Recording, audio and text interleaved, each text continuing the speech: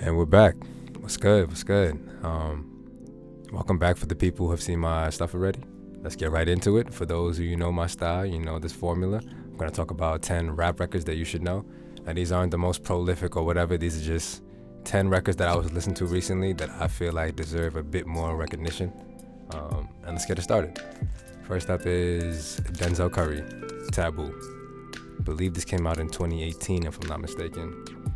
And this was definitely top 5 best albums of that year, I believe. I forget what his contenders were, but I remember liking this a lot. And it's on Splatter. And if you like rap that's a bit more on the rock side and a bit more aggressive and hard-hitting, Denzel Curry's your man. His newer stuff is not so much that, but he still has that aggressive tone. And I think he deserves more recognition. No one talks about him. He's a great performer. An obvious one here. For those of you who know, some of these are classics, so like, if you know rap, then you know, and that's fine. Next up is Kanye, My Beautiful Dark Twisted Fantasy. I still think this is his best project, or at least this is my favorite project by him. His best is subjective, you could really argue. He has a lot of good ones, but I feel like this is his magnum opus. I feel like this takes a bit of all his sounds at the time and then create them into a nice piece. There's some slow songs on here and then there's some hard-hitting songs on here, but overall, Kanye, check him out. Next up is somebody who is like a son of Kanye in my opinion, Childish Gambino, Because the Internet. This one's a bit bright because it's holographic, but I feel like this is an underrated record. I know people know about it, but I feel like it's never talked about enough. It's a very thick package because it comes with like a booklet, which is like a stage play and like posters and whatnot. But the project, I feel like this is not talked about enough, and it should be because this is very diverse. And if you know me, you know that I like a lot of variety in my music. So he has songs that are like very R&B-esque, very soul-esque, and then he has the trap hitting, like the trap beats and like the hard-hitting songs. And he definitely has introspective songs, which I like a lot from him. He tends to do that more so on like his newest music. But overall, Childish Gambino, Because of the Internet, or Because the Internet, I definitely would recommend this one if you want to hear something that's a bit more all over the place. And I feel like his rapping is almost at his best on here, if not from his mixtape Royalty. This next one's a bit weird because this is Tyler the Creator, Igor. I don't know if I would really call this a rap album. This is probably more of like a pop album, honestly, to me, but with some rap elements. But I'm gonna throw it in here. I feel like it's just Tyler, genre bending again, and I don't want to put it in one box. I feel like it fits in many, but I just feel like I should preface that because for the people who may check this out, you're gonna be hit with some, a lot of synths, whether it's deep bass and whatnot, and a lot of 808s, so it may throw you off, but this is a great project. And I feel like ever since Flower Boy, which I was gonna throw in here, I feel like he's been on an amazing run. Honestly, even before that, but I feel like since Flower Boy, he's really been in his own stride. So from Flower Boy, Igor to Call Me If You Get Lost, I feel like he's on fire. And definitely fucking with his music lately. And have been for a while, but more so than ever. Call Me If You Get Lost, when that does come in, I'm definitely making a video on that because that's another fire album. I don't have to skip any song on there. But I'm going on a tangent. Tyler the Creator, Igor, check him out. JID. So JID is a part of Dreamville, which is J. Cole's like label, his group. And I feel like he's one of the best, newest lyricists out there. If you want to hear, he makes great songs, don't get me wrong, but I feel like his technicality, the bar is so high with him.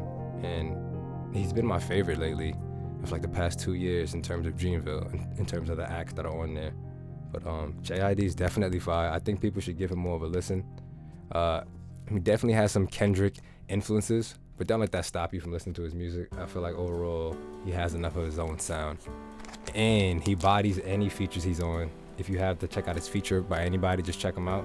He does his thing, whether it's R&B or not. He has a feature with St. John. That's fire, and he has a feature with Doja Cat that's also pretty fire. Next up, the man, the legend, J. Cole. This is 2013 Forest Hills Drive. 2014, sorry, Forest Hills Drive. I used to say Born Sinner was his best project. I don't know. This one has a sweet spot for me. It's short and sweet, so there's less room for error. And I feel like there's some real heartfelt songs on here. And once again, there's a bit of variety. You know, you got your hard-hitting songs, and you got your slow jams, and you got your real meaningful songs on here. Even funny ones like the second track, or the third track, Wet Dreams.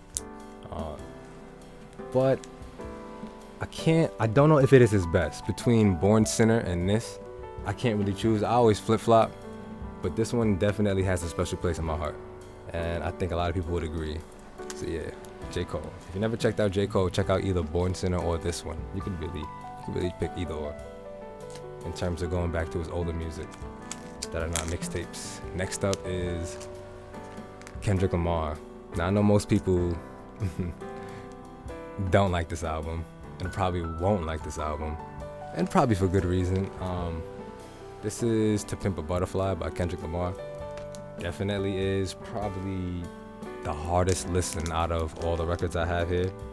Not for me personally, but I can definitely understand that like the jazz influences, the weird BPMs and like tempo switch ups, throws a lot of people off. But I think the whole album having like an analog sound and a lot of the instrumentation being live and whatnot is very big for me, because you can tell the difference on many tracks. And this is probably rap at like its finest in terms of just like creating a cohesive album and telling a story. I can't speak enough about Kendrick Lamar. He's definitely like up there in my favorites, up there. And this album, although it's a hard listen, I encourage most people to just listen to it, give it a chance. If it's not for you, it's not for you, but go into it looking at it like a movie. That's how I look at Kendrick Lamar albums. I think of them as like set pieces of movies. When I put on this album, I tend to listen to it all the way through, and I just feel like it's better that way. You can definitely pick and choose your favorites, don't get me wrong, but he makes, for the most part, he makes albums that are very cohesive. Whether it's Good Kid, Mad City or this one, you can just go off on like a little tangent, listening and everything. And I think people will appreciate that. It tells a very good story. I don't want to spoil anything, but yeah, Kendrick Lamar, To Pimp a Butterfly. That man is amazing. And he just dropped the newest album too, after like 5 years, 6 years. Mac Miller. So I had a hard time choosing what album I want to put in here. I have a lot of records from Mac. I'm very big on Mac. One of my favorites as well. I just settled on this one. I can choose either one for either reason. Swimming is sentimental because him passing and whatnot, and like also the music is great, but like it just impacted me in a different way while it was still new. And Circles is the same thing. It being the album that released after he passed, it hits differently, so I could throw that in there. And then a bunch of them like Faces for its creativity, but I'm going with this one. I'm going with this one because I think this is a good combination of everything. I feel like you have some introspective songs like Objects in the Mirror, Euphoria and whatnot. Then you have your hard-hitting songs, like Watching Movies and some real triumphant songs like Claymation, although that's a bonus track and whatnot. But I feel like this is some of his best rapping, some of his best production. Overall, I think it's a great project. There's about 2 songs on here that probably didn't age as well, but overall, I can't speak enough about Mac. This is Mac Miller, Watching Movies with the Sound Off. You don't have to check this one out. You can check out any of his projects, but I think this is the one that I was like, alright, this is clearly my favorite for like a long while. Whether that's the case anymore, I'm not sure, but definitely has a special place in my heart. Check that out. Next up is, some of you may know, I feel like they definitely deserve more recognition. This is Beast Coast. This is a fire cover. If you've seen my collection video, you've definitely seen this already. This is fire. This is a collective project. Beast Coast is it's a group, and it's a group from New York of like a bunch of members from like Flatbush Zombies, Pro Era, the Underachievers, so on.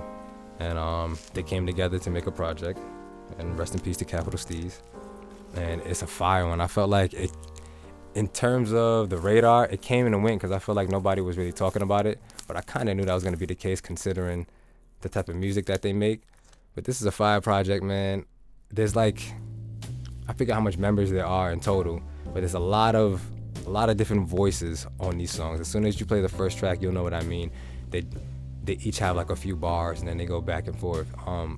It can be convoluted. It can be jarring at first if you're not really ready for that, but I like that. So check that out. I think the first track is very inviting. It's very aggressive, and it lets you know what you're in for. And they all have their own set styles, set sounds, you know. So like it was a joy for me to just hear each one and knowing each one and getting to learn about each one, you know, more from the project. And yeah, I think people should check it out. It's in deep blue as well. I don't know if you can get the vinyl anymore, to be honest, but other than that, check out the project. Or you can check out their individual stuff, like Flatbush Zombies, Underachiever, or Pro Era, you know, Joey Badass and them. Next up is Kid Cudi. So like Mac Miller, this was tough. I had a hard time choosing which album was appropriate, and I felt like the classic, I had to go with the debut, because I feel like most Cudi fans like his music and, you know, in general, but I feel like we can all agree that this is the one that kind of set us off on a path, most of us at least. And I feel like this is sonically, I feel like this is the one that probably appeals to the most people. I feel like if I was to recommend Kid Cudi to anybody, I would probably do it with this project, considering this the first project. You know, you want to be able to see the artist's growth from there, in my opinion at least. So that's one reason, but also because sonically it has everything you would want, and his later stuff can veer out into some more genres that may not be appealing to everybody. So this is definitely the one. This is Kid Cudi, Man on the Moon. It's the first one. There's two more after this one in the trilogy. This is the debut. This is the one that started it all. Yeah, I've been listening to Kid Cudi for years. I think since 2008, very late 2008. And yeah, he's been a very impactful artist in my life, just like Mac, just like Kendrick, and just like a few other people on this list, J. Cole, so on. And yeah, he definitely deserves his spot. His second project, I would check that out too, though. If you really like the first one, check out the second one. It's probably gonna grow on you. It definitely was a grow for me, and I definitely got to throw that out there. Lastly, I couldn't choose for this one. I honestly couldn't choose, so I'm cheating. I'm throwing in a bonus, you know. So this is Schoolboy Q, and this is Oxymoron. The reason why I couldn't choose is because I also have Blank Face, and I feel like, off the top of my head, when I was thinking about making this video, I knew that Blank Face was my favorite project by his, but then I was going back one morning, I was just listening to like all his mixtapes and all his albums, and I forgot how much of a banger he had. I forgot how consistent he was of an artist. I was talking about this with my brother and saying how like he really doesn't miss in terms of albums. Blank Face is just a bit more cinematic. It feels a little more theatrical, and I think I like some of the features on there a bit more, definitely. But Oxymoron, though, when I was replaying that, I was like, I barely have to skip a song. Very aggressive, you know, very much in the alley of gangster rap, Cali rap, but fire, and you can kind of get that from the cover, you know. But give it a listen. You know, I make these videos because I have people in my comment section who are listening to many different types of music, and sometimes, you know, you just want to go grab something. And even if you come across something and it may sound like the typical whatever, you know, even if you're like prejudging something, give it a chance. It may be exactly how you think it would sound, but you may end up liking it anyway. And I just want to throw that in there.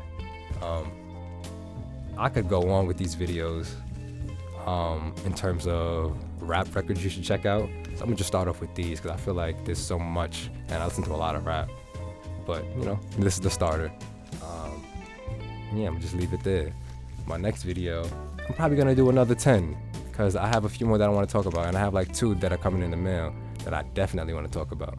But other than that, man, I appreciate you being here. I appreciate you checking me out. And if you are a subscriber, thank you for subscribing. And if you're not subscribed, then what you waiting on, man? Do me that favor. Be easy, drink water.